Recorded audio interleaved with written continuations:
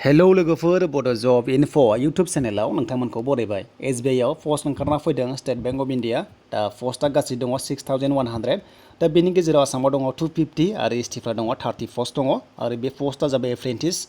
दा बेयाव नोंथांमोना ट्रेनिंसो लानांगोन 1 इयार आरो बे ट्रेनिं टाइमाव नोंथांमोना 15,000 पार मान्थ सेलारि मोननाय जागोन एप्लाइनि लास्ट डेटआ 26 जुलाइसिम थाहैगोन आरो एग्जामा आगस्टआव जागोन दा फै गोबाव खालामालासे नायनोसै अफिसियेल नटिफिकेसन लोगोफोर गोदानै फैदोंबा चेनेलाव साबस्क्राइब खालामदो आपडेटखौ मोनबाय थानो दा बे जाबाय लोगोफोर अफिसियेल नटिफिकेसन एप्लाइनि लास्ट डेटआ 26 जुलाइसिम थाहैगोन आरो एप्लाइनि लिंकखौ आं नोंथांमोननो भिडिअनि डिसक्रिपसनाव होबाय चेक खालामदो बेनिफ्राय नायनोसै फैयो गोबाव खालामालासिनो दा आसामाव दङ 250 दा बेनि गेजेराव पस्टआ दङ 30 दङ लोगोफोर एसटिफ्रा 30 दङ आरो दा बेनि गेजेराव नोंथांमोना बेयाव एप्लाइ खालामनोबा लकेल लेंगुवेज रोंथारनांगोन बड' एसामिस बेंगलि मोनथामनि गेजेराव मोनसे रोंनांगोन जोंनिया बर'आ जागोन दा बेनिफ्राय नेक्स्टआव थांनोसै दा जों नेक्स्टआव थाङोब्ला माखासे गाइडलाइन्स नायनोसै दा पस्टआ दङ आसामाव 250 दा बेनि गेजेराव डिस्ट्रिक्ट वाइसबो पस्ट दङ नोंथांमोना नुनो मोनो बिटिआरआवबो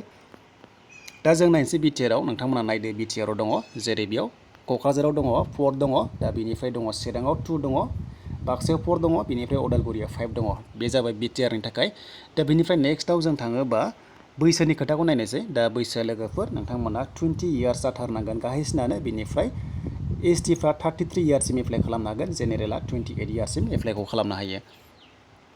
दा बेनिफ्राय जों नायबावनोसै माखासे दानिया क्वालिफिकेसन दा लोगोफोर नोंथांमोना बेयाव नायदो क्वालिफिकेसना बेयाव एप्लाइ खालामनोबा ग्रेजुवेट जाथारनांगोन जायखिजाया ग्रेजुवेट जायोब्लानो एप्लाइखौ खालामनो हागोन लोगोफोर बेयाव जिखुनु जाया माने ग्रेजुवेट स्ट्रिम नाङा डाइरेक्ट ग्रेजुवेट जाब्लानो एप्लाइखौ खालामनो हागोन जायफ्रा ग्रेजुवेट जायाखै एप्लाइ खालामनो हानाय नङा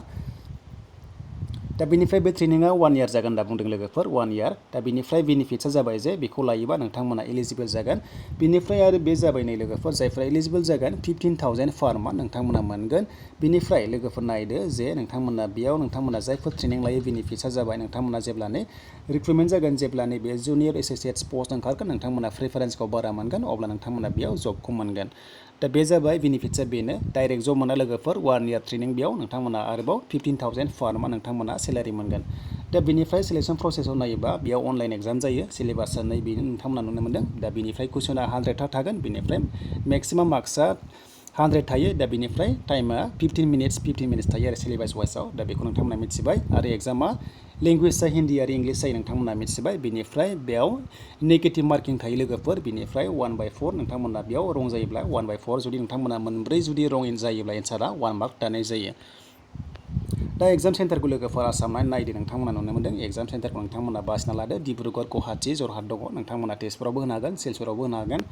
दा बेनि सोमोन्दै लोगोफोर एप्लाइ खालामनाय लिंकखौ नोंथांमोना भिडिअनि डिसक्रिपसनाव मोनगोन चेक खालामदो आरो पिडि फाइलखौबो नोंथांमोना डाउनलड खालामनानै लादो दा बेनोसै लोगोफोर एसटिफ्रा फिस नाङा नाथाय बाखि कास्टआ फिस नांगोन नोंथांमोना जायफोर एसटि जोंनि एसटिफ्रा बेयाव फिसखौ होनाङा बेनोसै माने जोबोर मोजां नोंथांमोना बेनिखायनो एप्लाइ खालामदो जायफोरा ग्रेजुवेट जादों दा गाहायसिननि बैसोआ जाबाय 20 इयार्स नोंथांमोना 20 इयार्स जानाय लोगो लोगोनो एप्लाइखौ खालामनो हागोन दा एप्लाइ खालामनाय लिंकखौ आं नोंथांमोननो होगोन डिसक्रिपसनाव नोंथांमोना चेक खालामदो थ' लोगोफोर दानिया गोदानै फैदोंबा चेनेलाव साबस्क्राइब खालामदो आरो हानायसेबां भिडिअखौ शेयार खालाम जाहाथे बयबो मिथिनानै जायफोरा इन्टारेस्टेड दङ एप्लाइखौ खालामनो हागोन